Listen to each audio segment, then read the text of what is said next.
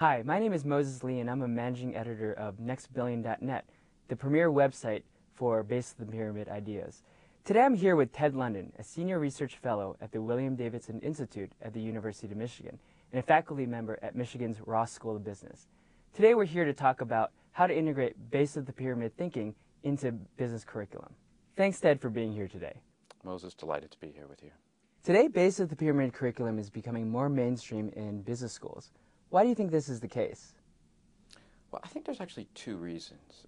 One is if you think about in the area of practice, there are more organizations across sectors, across corporate, nonprofit development, that are thinking about how do you bring profits and poverty alleviation together? How do you create economically viable ventures that also have practical poverty alleviation implications?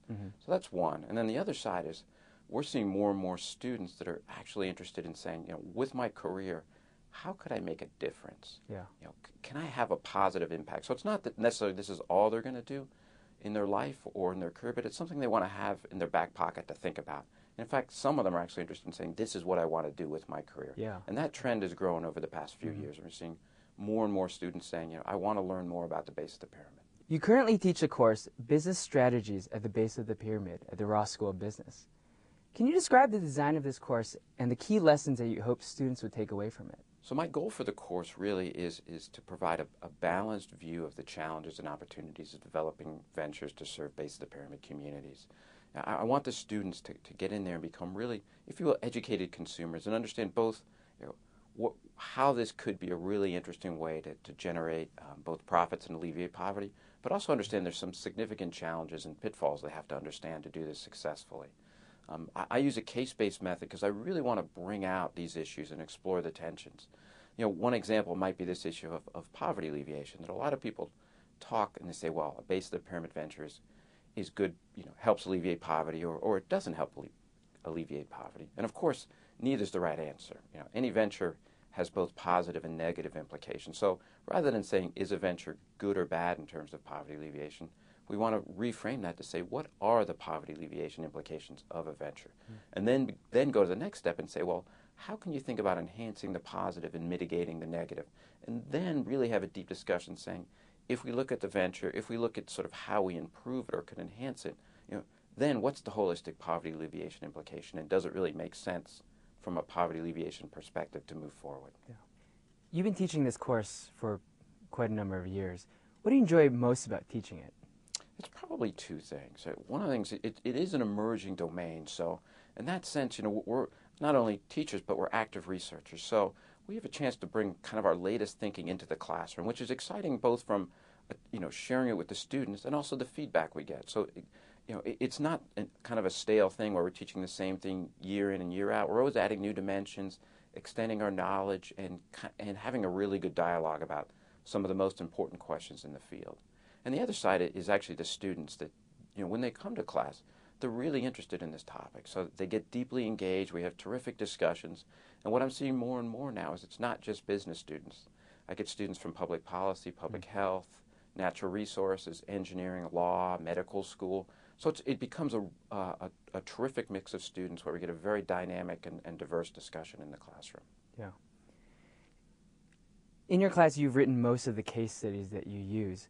For faculty members who are interested in integrating base of the pyramid teaching materials for the first time into their courses, which cases do you recommend that they use? When we started teaching this, when I started teaching, there just weren't a lot of cases. So we decided that, I decided, and I'm certainly not the only one that's written them, there's some other colleagues, but in my class I generally have used most of my own cases because I know those ventures well, and they're targeted to address specific questions. So, it's been a real, I guess, both an opportunity and a challenge to develop these cases, and they're really, like I said, they're really designed to address specific questions. So, we've got a case on CEMEX's Patrimony Hoy initiative, which is a terrific introduction to the base of the pyramid and to the ideas behind how a venture can actually design and execute a pilot in this space. We've got another case that I wrote with Stu Hart that really talks deeply about Nike's World Shoe, and that's a failure. So it's really interesting for the students to both assess kind of what didn't work and why, and then turn around and say, what could Nike have done differently perhaps to be more successful? We've got a very popular case that you and I, Moses, wrote on Acumen Fund, which is sort of thinking very hard about what's the role of capital, intermediaries, subsidies in facilitating these types of enterprises. We've also got a couple of cases that really take it from the poverty alleviation side. We've done one on really a simulation on bed nets, and the students have to take different roles, and it helps them understand, if you come in with certain assumptions and biases, it can lead to very, undesirable outcomes, and it gets them thinking about how do you break away from conventional wisdom, particularly from the poverty alleviation side. And then finally, we've got cases that really take it from the nonprofit side. So if that's the interest in the course, to look at nonprofits, we've got some cases that say, if we're a nonprofit and we're trying to enter this space, what are the unique aspects that we need to think about as we develop ventures? So in some sense, there's a pretty wide diversity of cases depending on what the framing of the class is. Today, a lot of faculty members are being asked by administration to design base of the pyramid courses. What advice and best practices do you have for them? Yeah, I think it's important for anyone that wants to do this to realize there's a lot of work that's gone on in this space. So just to show up in the classroom and start talking about base of the pyramid, I think is a pretty risky approach. They really need to first take a deep dive and develop a deep understanding of the material that's out there. If they don't, they may well find that their students know more than they do, because certainly the students are reading a lot. And, as faculty members, our goal is, we need to be experts in things that we're teaching, right? We can't just come to the classroom one step ahead of the students. We really need to have deep expertise that we can then share with the students. And I think, if faculty want to do this, there's a couple of resources. Certainly Global Lens now has a number of syllabi and cases that faculty can use to help construct a class.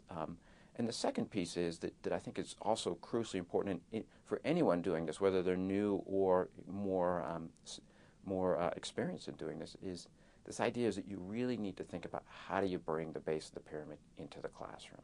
Unlike maybe some of the other courses which the context is somewhat familiar to our students, base of the pyramid generally is very unfamiliar.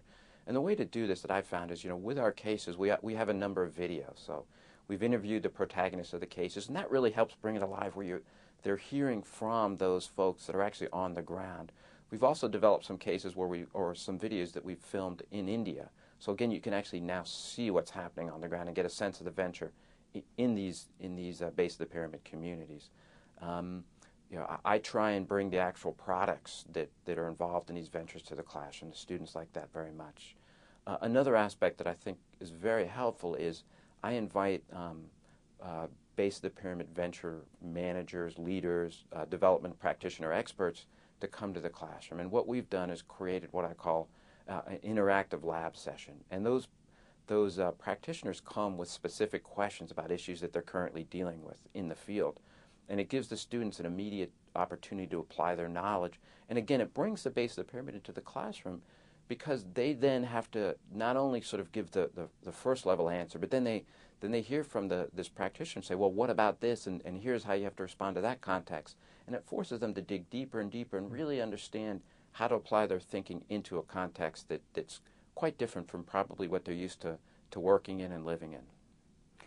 Ted, you're really on the forefront of base of the pyramid research. What are you working on today? We do a lot of work in a couple of areas. And interestingly, of course, we try and bring this into classroom.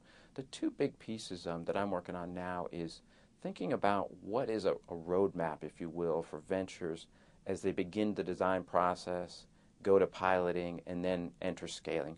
What are the key aspects for this, the design, pilot, scaling stages?